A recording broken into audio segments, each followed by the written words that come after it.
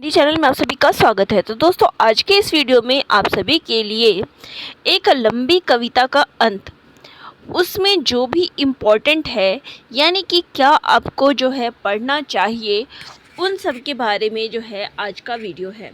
कल मैंने आप सभी को एक लंबी कविता का अंत, उसमें लेखक के द्वारा क्या चीज़ जो है बताई गई है, तो इन सब के बारे में बताया था।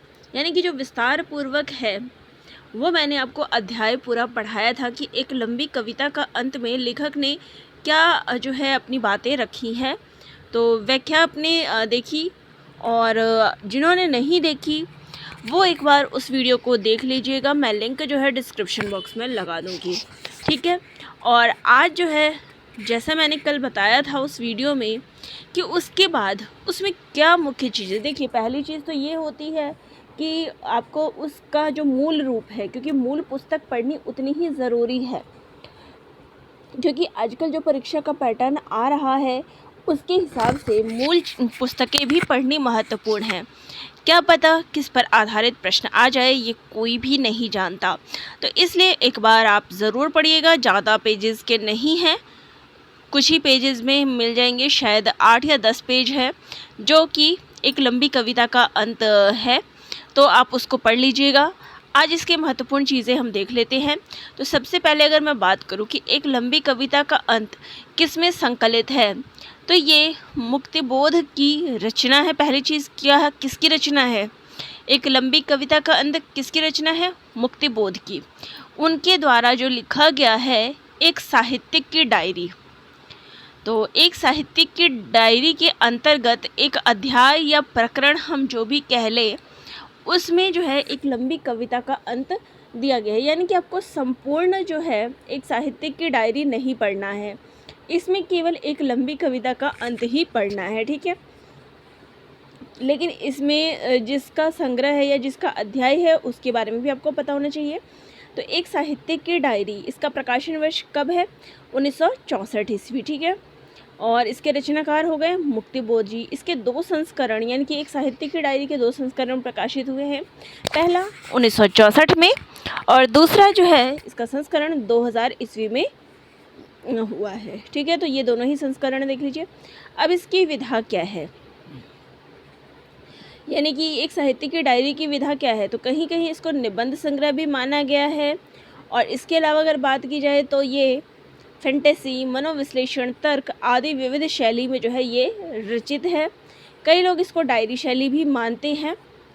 तो अगर डायरी शैली में भी आ जाए कि ये प्रमुख डायरी कौन सी है, तो एक साहित्य की डायरी आप टिक कर सकते हैं।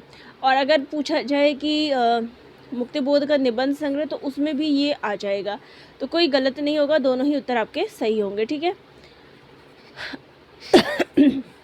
अब अगर मैं बात करूं कि एक साहित्य की डायरी में कुल कितने निबंध हैं, तो इसमें कुल 13 निबंध है। तो ये ध्यान में रखिएगा, कितने निबंध है? 13 निबंध। पहला है तीसरा क्षण, जिसका समय है, देखिए, नवंबर 1958 ईस्वी में वसुधा में प्रकाशित है। और इसके पात्र हैं लेखक और केशव, ठीक है। केशव उनका मित्र है। दूसरा है एक लंबी कविता का अंत।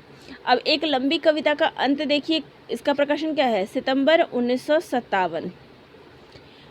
सितंबर 1957 में ये नवलेखन पत्रिका में प्रकाशित हुई।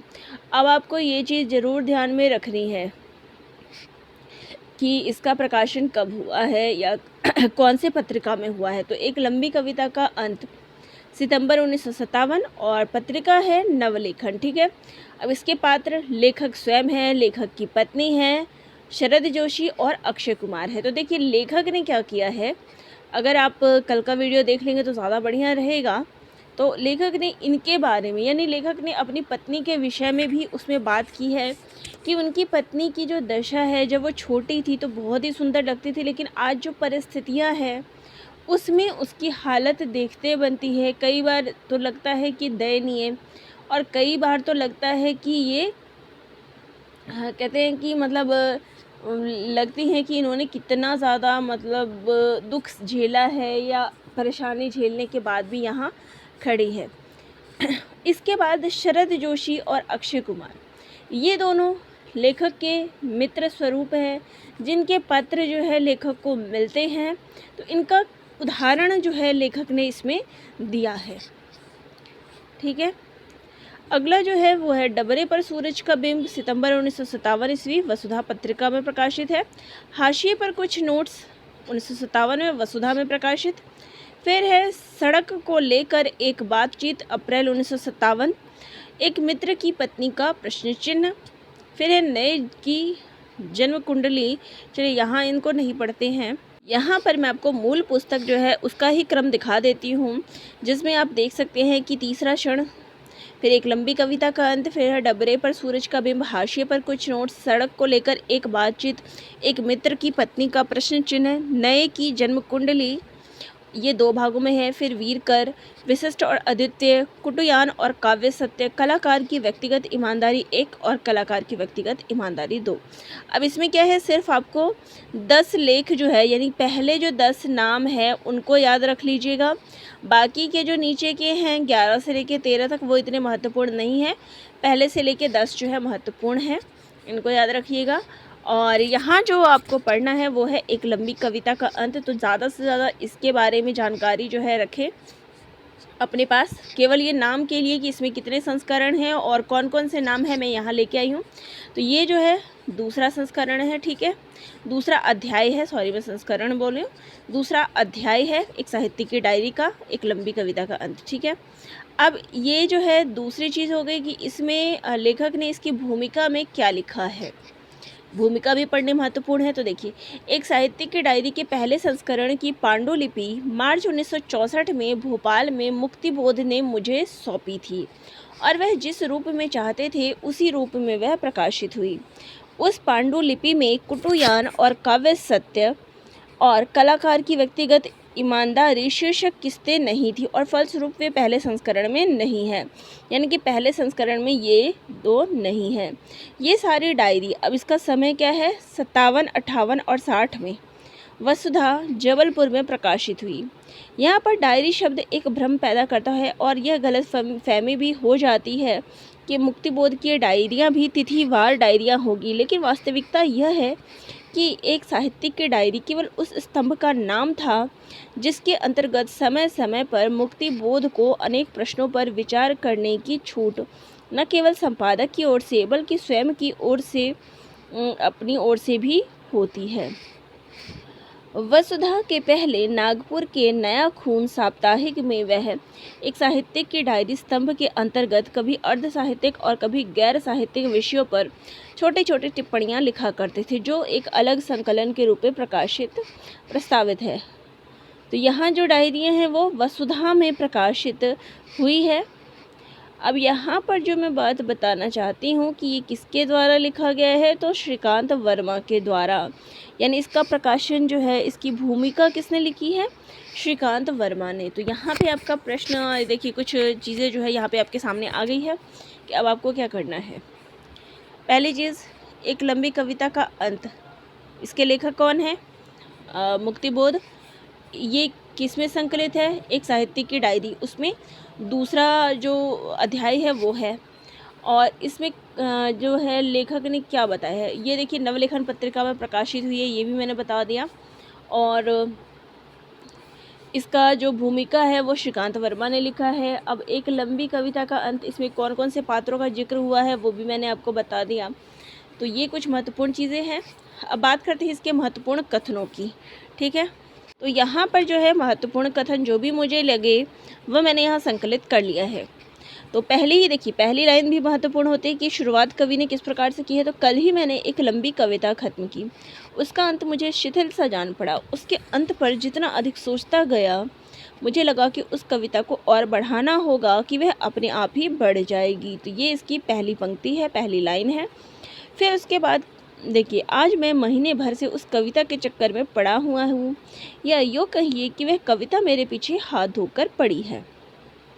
अगला कथन है, वह कविता भावावेश होती तो एक बार उसकी आवेशात्मक अभिव्यक्ति हो जाने पर मेरी छुट्टी हो जाती, लेकिन वैसा हो सकना असंभव है, क्योंकि भावावेश किसी बात को लेकर होता है और एक बात जो है वो दूसरी बात से जुड़ी होती है और दूसरी बात तीसरी बात से जुड़ी होती है। अगला कथन है यथार्थ के तत्व। ये जो है रिपीट हुआ है, मैंने कल भी ये बताया था कि ये पहले भी पूछा गया है कि किसका कथन है। यथार्थ के तत्व परस्पर गुम्फित होते हैं, साथ ही पूरा यथार्थ गतिशील होता है। अभिव्यक्ति का विषय बनकर जो यथार्थ प्रस्तुत होता है वह भी ऐसा ही गतिशील है और उसके तत्व भी परस्पर गुम्फित है। यही कारण है कि मैं छोटी कविताएं लिख नहीं पाता और जो छोटी होती है वह वस्तुतः छोटी ना होकर अधूरी होती है। तो ये उन्होंने कविता के संबंध में बताया है कि उनको जो अगर वे छोटी कविताएं लिखते हैं तो वो उनको अधूरी लगती है, इसलिए उनकी कविताएं हमेशा बड़ी है। लेखकीय कार्य के प्रति उनकी अनास्था इस आस्था से निष्पन्न होती है कि मनुष्य को अपनी आर्थिक और भौतिक उन्नति के लिए कार्य करना चाहिए। इसलिए साल में अगर 4 किताबें लिखकर 4-1 हज़ार की आमदनी नहीं की तो क्या किया। आगे कहते हैं आज वह मुझे भयोत्पाद प्रतीत होती है।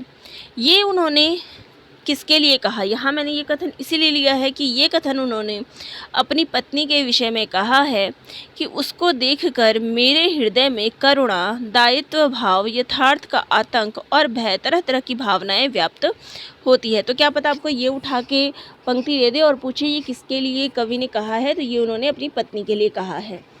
आगे है कि यही उनका दुर्भाग्य है क्योंकि अपनों से ऐंठना, अपनों की उपेक्षा करना, उन्हें गले सड़ी चीज़ें समझना आज के बहुत से कलाकारों का स्वभाव है। तो ये शरद जोशी और अक्षय कुमार के विषय में कहा है कि यही उनका दुर्भाग्य है। मैंने देखा है कि ऐसे कलाकार साधारणतः अपने को बौद्धिक और प्रतिभाशाली और आधुनिक समझते हैं। शायद वैसे होते भी हैं। दूसरे प्रकार के भी कलाकार होते हैं जिन्हें अपने लोग बड़े प्यारे होते हैं। उनका यह हिसाब होता है कि अगर कोई कवि उनका दोस्त हुआ तो वह निसंदेह ऊंचा और अच्छा कवि तो हो ही गया। अगला कथन है एक विशेष प्रकार के लोग यदि अपनों से ऐंठकर उनकी उपेक्षा करते हैं और दूसरे विशेष प्रकार के लोग उन्हीं में रहकर उनमें प्रचलित स्तरों को कसौटी समझकर कीर्ति प्राप्त करने की कोशिश करते हैं।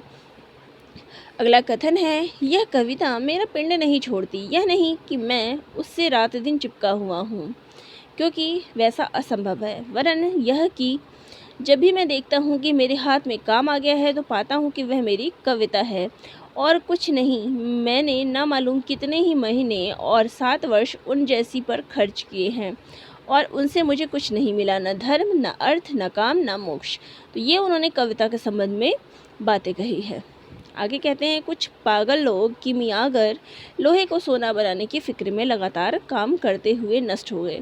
कुछ दूसरे ढंग के पागल जमीन में गई खजाने को खोजने और कभी ना पा सकने में इतना मशगूल रहे कि उनकी फैमिली ने समाज ने जमाने ने उनको क्या कर दिया कि बेवकूफ़ साबित कर दिया कि वो पागल है। और मुझे अब समझ आने लगा है कि हो ना हो मैं भी उस श्रेणी में गिने जाने योग्य हूँ। यानी कि अपने काम में इतना जुड़ गए हैं कि उन्हें अन्य चीज़ों की फ़िक्र ही नहीं रही कि उनके घर में भी तंगी या दिक्कत है। आगे कहते हैं कि मैंने सोचा कि मैं हर कविता पर एक कहानी लिखूं। क्या यह असंभव है? साफ बता दूं कि मैंने वैसा कभी भी करके नहीं देखा है, फिर भी सोचता हूं कि वैसा करूं। क्यों? अब क्या बताऊं कि इस तरह मुझे गद्य लिखने की आदत तो पड़ जाएगी, लेकिन उससे भी बड़ी बात यह होगी कि अगर कविता नहीं तो कविता की आत्मा को कहानी के रूप में ही क्यों ना सही मान्यता प्रदान करा सकूंगा, यही मेरी अभिलाषा है। तो ये कवि ने अपनी अभिलाषा जताई है क्योंकि कविता लिख लिख के कवि को कुछ भी नहीं हासिल हो रहा था, कुछ नहीं आमदनी, कुछ नहीं मिल रहा था। तो कई लोगों ने उन्हें सलाह दी कि अब कविता छोड़ के कुछ और लिखना शुरू कर दे। यह सही है कि मेरी कविता आधुनिकतावादी है, घनघोर है, लेकिन मैं आधुनिकतावादियों में भी पुराना हो रहा हूँ और जल्द ही खुर्राट हो जाऊँगा। मेरे जैसे बहुत से पुराने नयों से भयभीत हैं, डर के मारे अपने पुराने कुर्तों को उतार कर नया बुशकोट धारण कर रहे हैं। यानी कि जो कह रहे हैं कि मैं आधुनिकतावादी तो हूँ, लेकिन नए और लोग जो आ गए हैं उसके कारण अब मैं जो है पुराना हो रहा हूँ और पुराने लोग क्या कर रहे हैं, नयों की तरह बनने की कोशिश कर रहे हैं। आगे कहते हैं पहले समाज और परिवार पर बुजुर्गों का वजन था, आज नवयुवकों और बालकों का जोर है। 1 साल पहले मैं यूपी गया हुआ था। वहाँ जाकर देखता हूँ कि एक स्वनामधन्य अत्याधुनिक महानुभाव दुखी हैं। पूछने पर पता चला कि वे नई पीढ़ी के कारनामों से पीड़ित हैं। कहते हैं मेरा अपना विचार है कि जिस भ्रष्टाचार, अवसरवादिता और अनाचार से आज हमारा समाज व्यथित है, उसका सूत्रपात बुजुर्गों ने किया। स्वाधीनता प्राप्ति के उपरांत भारत में दिल्ली से लेकर प्रांतीय राजधानियों तक भ्रष्टाचार और अवसरवादिता के जो दृश्य दिखाई दिए, उनमें बुजुर्गों का बहुत बड़ा हाथ है। अगर हमारे बुजुर्ग पर नए तरुणों की श्रद्धा नहीं रही, तो इसका कारण यह है कि वे अनास्थावादी हैं, वरन यह है कि हमारे बुजुर्ग जो है वो श्रद्धास्पद नहीं रहे। आगे कहते हैं हमारे युवक अनास्थावादी हैं तो भी कोई बुराई नहीं, क्योंकि अनास्था का जन्म जो है वो आस्था से ही होता है। अनास्था आस्था की पुत्री है, ये कथन मुक्तिबोध का है। ये भी पूछा जा सकता है। फ़र्क यह है कि आज के पहले दर्शकों के सामने रंगमंच पर आस्था नाटक खेला करती थी और अनास्था जो है नेपथ्य में सूत्र संचालन करती थी। तो आजकल रंगमंच पर अनास्था नाटक करती है और आस्था नेपथ्य में सूत्र संचालन करती है। अगला कथन है बुजुर्गों ने, सत्ताधारियों ने, समाज संचालकों ने, आर्थिक शक्ति से संपन्न वर्गों ने समाज के प्रत्येक स्तर पर प्रकट और अप्रकट, सूक्ष्म और स्थूल भ्रष्टाचार का विधान कर रखा है। हमारे बहुत से कवि और कथाकार मारे डर के उस वास्तव को नहीं लिखते जिसे वो भोग रहे हैं, क्योंकि ये उस वास्तव को इतना अधिक जानते हैं कि अति परिचय के कारण भी उस वास्तव में उड़ जाना और उड़ते रहना चाहते हैं। अनुभूत वास्तव का आज जितना अनादर है उतना पहले नहीं था। अगला कथन है आज का कथा साहित्य क्या है? अयथार्थवादी है अथवा यथार्थ विरोधी है, बल्कि यह है कि लेखक यथार्थ के नाम पर अनुभूत यथार्थ से दूर निकलकर किसी और के यथार्थ की कहानी, यानी आज का लेखक है वो स्वयं का अनुभूत नहीं लिखता बल्कि किसी और की कहानियाँ लिखना पसंद करता है। आज के साहित्यकार का आयुष्य क्रम क्या है? विद्यार्जन, डिग्री। इसके अलावा उन्होंने साहित्यकार का जो काम है वो बताया है कि आजकल के जो साहित्यकार हैं वो क्या करते हैं, विद्यार्जन, डिग्री और इसी बीच साहित्यिक प्रवास, विवाह, घर, सोफ़ा सेट, मतलब घर की जितनी व्यक्तिगत चीज़ें होती है। इसके अलावा उनको व्यक्तिगत संपर्क, श्रेष्ठ प्रकाशकों से पुस्तक प्रकाशन, सरकारी पुरस्कार, तो यानी खुद के लिए जो है विशेष उपलब्धि जो है उनको चाहिए होती है और बाद में जो है अमेरिका में या विदेश में जाके सेट होने की तैयारी करते हैं। अगला कथन है स्वामी विवेकानंद आज से कोई 100 बरस पहले यह घोषित कर चुके थे। तो देखिए लेखक के द्वारा स्वामी विवेकानंद का भी जिक्र किया गया है, ये चीज़ ध्यान में रखिएगा कि इसमें जो है स्वामी विवेकानंद का भी जिक्र किया है और विवेकानंद ने कहा है कि भारत के उच्चतर वर्ग नैतिक रूप से मृतक हो गए हैं। वे कहते हैं भारत की एकमात्र आशा उनकी जनता है। उच्चतर वर्ग दैहिक और नैतिक रूप से मृतवत हो गए हैं। तो आपको पूछ सकते हैं कि स्वामी विवेकानंद के बारे में बताया गया है या नहीं बताया गया है, या किसमें ये कथन दे दे और ये पूछ ले कि किस में कहा गया है। अगर उच्चतर वर्गों की यह हालत उस समय थी तो आज हम सिर्फ यह कहेंगे कि इस समय भारत के उच्चतर वर्ग दैहिक रूप से खूब प्रबल हो गए हैं। और जहाँ तक नैतिकता का प्रश्न है वह न पहले कभी थी न आज है। नैतिकता के स्थान पर आज सिर्फ सौदेबाजी और अवसरवादिता है। हमारी नई कविता में बहुत बार ऐसे भाव प्रकट किए जाते हैं जो नितांत क्या है, प्रतिक्रियावादी है। नई कविता के फॉर्म का सवाल नहीं, सवाल है उन दृष्टियों का जो मेरे ख्याल से बिल्कुल गलत हैं, गलत ही नहीं बल्कि प्रतिक्रियावादी हैं। आगे कहते हैं कि आज के युवक की बाह्य स्थिति और अंतः स्थिति का वर्णन करते हुए कवि कहता है कि अगर बाह्य जगत में काम करना पड़े तो लामुहाला मुझे भीड़ बन जाना पड़ेगा और मैं जुलूस में शामिल हो जाऊंगा। लेकिन भीड़ और जुलूस तो मनुष्य के व्यक्तित्व के परिहार का, अंतर व्यक्तित्व के संहार का सूचक है, इसलिए मेरी मुक्ति कहीं भी नहीं है। आगे कहते हैं कि कोई भी बुद्धिमान व्यक्ति यह जानता है कि एक स्थान में एकत्र, फिर उन्होंने संगठन का भी अलग अलग तात्पर्य दिया है कि संगठन का मतलब क्या है कि अगर लोग कहीं पे संगठित है तो वो भीड़ नहीं है बल्कि ये है कि एक प्रेरणा है कि यहाँ इतने सारे लोग आपस में मिले हुए हैं, संगठन है। और एक उद्देश्य भी है कि जहाँ प्रेरणा और उद्देश्य है वहाँ एक स्फीत और सक्रिय चेतना है। देश विदेश के पिछले इतिहास से हमें सूचित मिलता है कि संगठित जनता ने जो है असाधारण कार्य किए हैं। जनता समूह है, वह अज्ञ है, अंधकारग्रस्त है, वह जल्द ही भीड़ बन जाती है। उसका साथ मत दो। तुम सचेत, व्यक्तित्वशाली, प्राण केंद्र हो, उसमें अपने आप को विलीन मत करो। आगे कथन है, भारत के उच्चतर वर्ग पश्चिम के साम्राज्यवादी देशों की अद्यतन राजनीतिक और सांस्कृतिक मनोवृत्तियों को आत्मसात करते हुए अपने सांस्कृतिक प्रभाव को विस्तृत करना चाहते हैं। आज निर्धन को इस परिस्थिति में जीवन यापन करना पड़ रहा है और चारित्रिक अधःपतन के मानसिक संकटों और आंतरिक ग्लानियों का अनुभव करना पड़ रहा है। यदि वह कवि हुआ तो सहज मानवीय आकांक्षाओं की पूर्ति के सामाजिक वातावरण के अभाव में उसके काव्यात्मक रंग अधिक श्यामल, अधिक बोझिल और अधिक आत्मग्रस्त हो जाते हैं। आगे कहते हैं कि कविता एक संगीत को छोड़ अन्य सब कलाओं से अधिक अमूर्त है और वह जीवन यथार्थ केवल भाव बनकर प्रस्तुत होता है या बिंब बनकर या फिर विचार बनकर। तो कविता क्या है? अन्य सभी कलाओं से अमूर्त बताया गया है। ठीक है। कविता के भीतर की सारी नाटकीयता वस्तुतः भावों की गतिमयता है। उसी प्रकार कविता के भीतर का कथा तत्व भी भाव का इतिहास है। गद्य में वह रूप एक सिलसिले से सामने आता है, लेकिन कविता में यह सिलसिला जो है टूट जाता है। उसी तरह जैसे स्वप्न के भीतर स्वप्न आते हो उलट पुलट होकर, कविता में मैंने उस उलट पुलट का निर्वाह करने का प्रयत्न किया है। अगला कथन है, एक व्यक्ति है, उसे लगता है कि वह एक ऐसे अहाते में चला गया जहां पहुंचना प्रतिबंधित है। उस अहाते के भीतर एक बंगला है, पुराना धुराना बंगला रहस्यमय है। फिर आगे कहते हैं, सोचता हूँ अपनी इस प्रदीर्घ कविता को किसी कहानी का रूप दे दूँ। कहानी कि कोई मासिक पत्रिका मुझे कम से कम 15-20 रुपए दे दे। इससे मैं अपने मित्रों के सामने यह सिद्ध कर सकूँगा कि मैं अयोग्य नहीं हूँ और रुपए कमा सकता हूँ। कुंजी लिखने का काम मैं 2-4 दिन के बाद करूँगा। क्यों, ठीक है ना? तो ये जो है इसकी अंतिम पंक्ति है। तो कवि की यहाँ पे विवशता भी हमें देखने को मिलती है कि उसके पास रोज़गार या पैसे कमाने के जो तरीके हैं वो भी नहीं है। कविता लिखने पर उसको वो नहीं मिल पाता जो उसको उचित दाम उसका मिलना चाहिए या कुछ मिलना चाहिए। तो वो सोचते हैं कि मैं क्यों ना कहानी लिखना शुरू कर दूं और कुछ जो है उनकी आमदनी हो जाए। तो यहाँ पर ये महत्वपूर्ण कथन थे। तो ये थी महत्वपूर्ण बातें एक लंबी कविता से संबंधित। आगे जो है वीडियो में मैं आपको प्रश्नोत्तर भी इस पर आधारित करवा दूँगी। फिलहाल आपको ये कैसा लगा कमेंट करके ज़रूर बताइएगा, और कोई भी टॉपिक आप चाहते हैं तो कमेंट बॉक्स में कमेंट कर दीजिएगा। धन्यवाद।